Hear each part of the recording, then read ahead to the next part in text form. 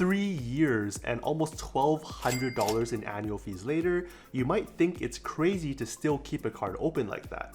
But I don't regret a thing. With how Capital One structures the Venture X, with the credits, perks, and overall value you're able to get, it's an easy keep. In fact, it stayed in my wallet as a top 2 card for almost the entire time, whether I'm making everyday purchases or booking travel. So in this video, I'll walk you through all my favorite parts about the Venture X, including some of the important lesser known benefits, break down the good and not so good changes Capital One has made along the way, and cover everything you need to know to see if this card deserves a spot in your wallet too. Now, for a card to stay in my wallet as a go-to card for everyday spending over the years, it's gotta be bringing me some serious value. And the Venture X does just that, earning me a consistent 2 times miles on all of my purchases, regardless of category. Groceries, clothing, subscriptions, you name it all. Every $1,000 spent gives me 2,000 miles, which makes it an easy choice for purchases where I still want that solid value in return, but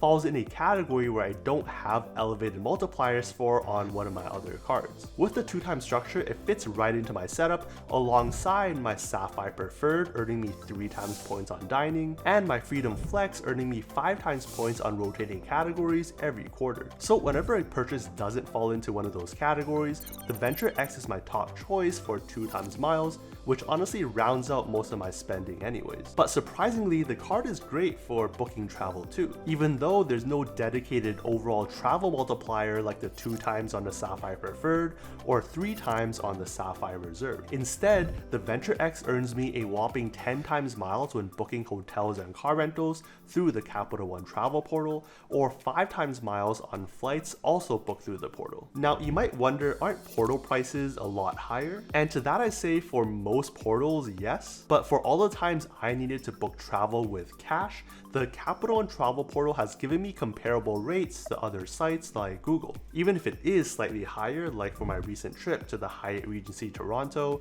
it could still make sense, and here's why. First, the rates were still kind of comparable, with Capital One charging $331.84 and Google listing $311.84, a $20 difference. Yet with a 10 times miles booking hotels through the Capital One travel portal, that's earning me an additional 3,318 miles, which at a baseline of 1 cent per point for travel, that's $33 in value, or with a target of 2 cents per mile or more when redeemed in more optimal ways, that's at least $66, making the total already cheaper than the Google rate before the second reason, which is one of the credits I find most valuable on the Venture X, which makes the annual fees so much more manageable. And that's the yearly $300 travel credit that applies for bookings through the portal. Combine that with a 10,000 miles bonus you get every anniversary year, which is at least $100 worth of travel, if not $200 or more, and you're looking at $400 to $500 in value every year,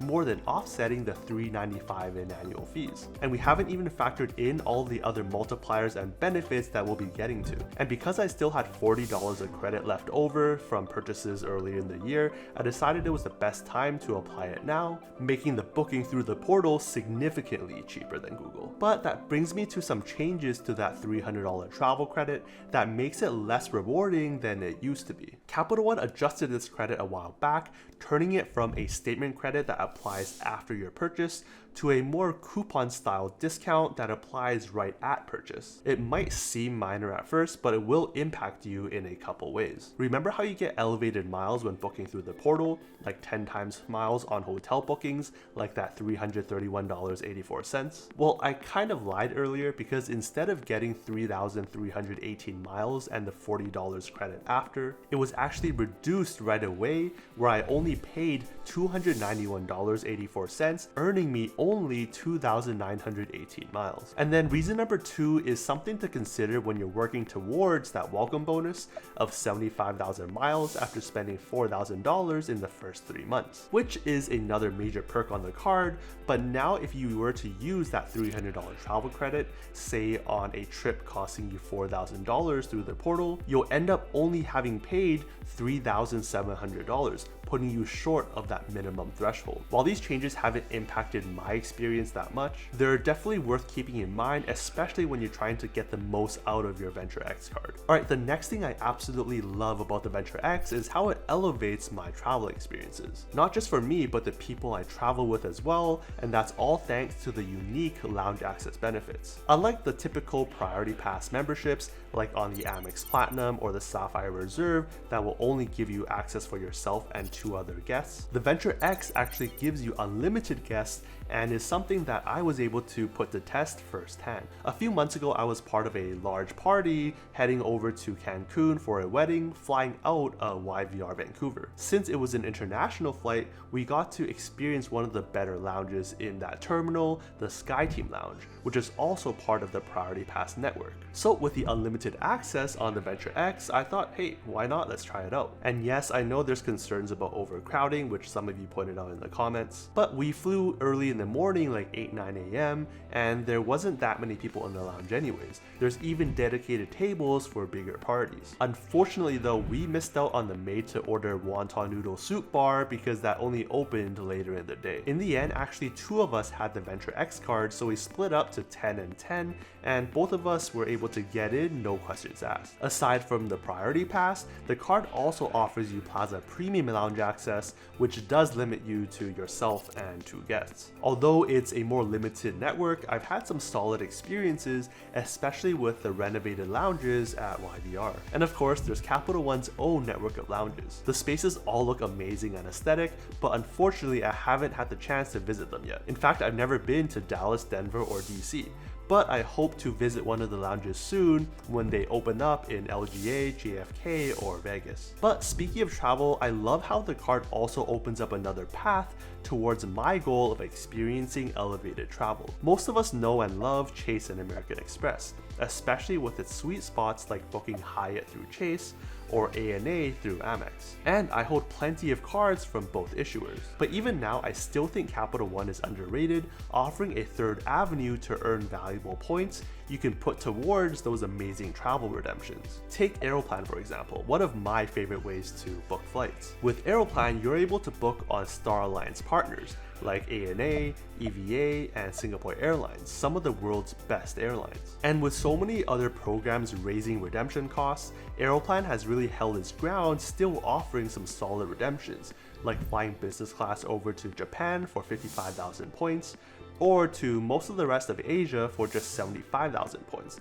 Both redemptions I've actually made. Like when I flew EVA from Seattle to Taipei and back for just 75,000 points each way, one of my first business class redemptions ever. Flying United and ANA from Japan for just 55,000 points when you're in that perfect distance in the Pacific Northwest. Or even within North America, flying these modern business class seats on Air Canada from Montreal home for just 24,000 points. There's plenty of great options on plenty of great airlines, all within a pretty easy to use search tool. Or maybe you want to go to Europe, then Virgin Atlantic is another Capital One partner worth mentioning. Even with their recent switch to dynamic pricing, you can still find some really solid options out there. If you're going to London from Seattle, I'm seeing a ton of options flying business class for just 42,000 points and about $200 in fees, and even better, flying economy for just 9,000 points and about $80 in fees. Breaking down the math compared to the cash value,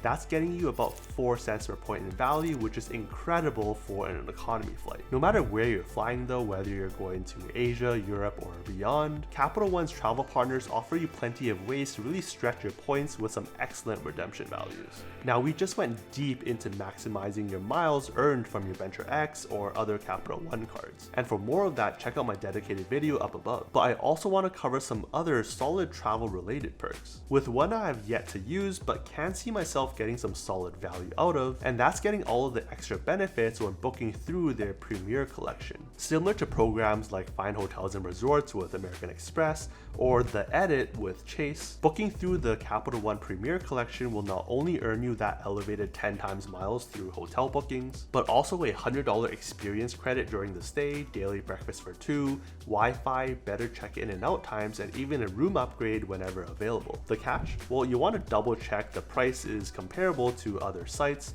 but also not not every city will have Premier Collection hotels. For example, when I'm searching for my upcoming trip next year, I see quite a few in Thailand, but nothing in Taipei. Now let's move on beyond travel perks, as the Venture X adds value in other ways too. For example, maybe you want some exclusive access to MLB events, music or dining, maybe you like concerts, sporting events, comedy shows, and more. Well, then you have to take a look at the Capital One Entertainment Center, where you'll also earn an elevated 5 times miles for every dollar spent. And then there's your phone. What if it gets damaged or stolen? Well, then you have that cell phone protection to give you that peace of mind where you're not shelling out another over $1,000 just to get a new iPhone. But one perk that really stands out as a special perk on this premium card, and one I've seen a ton of people online love, is the ability to add up to 4 authorized users for no extra charge. Not only will you have a group of people helping you earn those valuable miles, they themselves will get rewarded too for free. Like you, they'll get their own lounge access,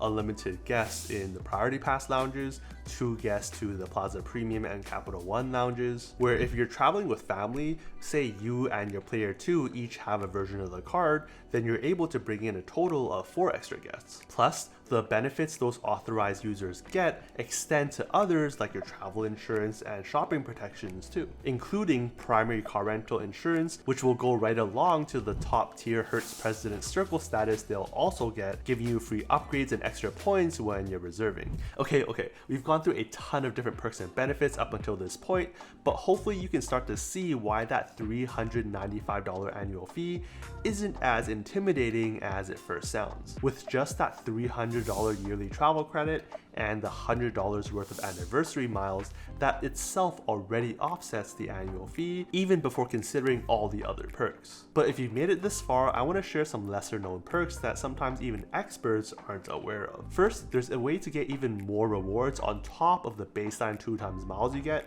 shopping at certain brands. Enter Capital One Offers, a portal packed with retailers that you'll get extra cash back on. Just from a quick look, I've seen deals like 6% back at Uniqlo for all of your basic clothing needs, Priceline, Expedia, Booking.com, which can really add up from your travels, 30% to Walgreens, and 5% at Wayfair for all your furniture needs. Say you want to buy this table for $550. You would not only earn 1,100 miles, but on top of that, you'll get $27.50 back in cashback, all from that one purchase. Second, what if I told you the Venture X also comes with complimentary access to certain memberships? Included with the card is Prior subscription, which curates some unique travel experiences, and the Cultivist, which gives you access to some of the top museums worldwide, which used to be free for a few months, but now will still charge you $220, which is after the 50% off. Third, we all know that having a good credit score is a good thing,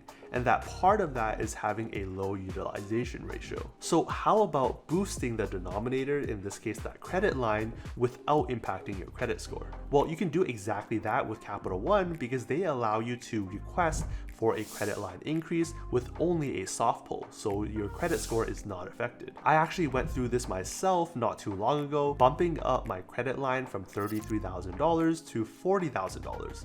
I would just recommend that you keep up to date that total annual income, since it's probably part of that calculation they do when they decide how much credit to extend to you. Fourth, shopping protections, and more specifically my favorite, return protection, because it means I can shop all of the deals and all of the final sales knowing that I could then return it even if the retailer won't take it back. Personally, I haven't had the need to use this perk on the specific card, but I've used it quite a few times on my American Express Platinum card with some great experiences, so when I do need to use it on this card, it'll be interesting to see what the differences will be. And then a quick fifth, keep an eye out for discounts on Amazon when using Capital One miles, as the occasional promotion could save you up to 40% off your purchase just by using a couple hundred miles. A great way to stretch your points value on everyday purchases. So am I gonna keep the Capital One Venture X card for another year? That's an absolute yes. Even though, to be honest, it hasn't been in my wallet for the last few months since I've been working towards a minimum spend on my new card, also from Capital One, the regular Venture card. And since I've completed that now, it's possible I'll switch back in the Venture X card. With how valuable Capital One miles are to me, right up there with Chase and American Express almost, I definitely plan to continue building out my Capital One lineup, maybe even with the recently updated Capital One Saver Rewards card. It's a solid cash back card that can convert into Venture miles, which will be perfect for helping me grow my point stash even faster. A stash that doesn't have to be just 1 cent per mile, but pushing 2 cents, 3 cents, or even more when used in the right ways. So head on over to this video to see exactly how to get the most value from those miles, and I'll see you over there.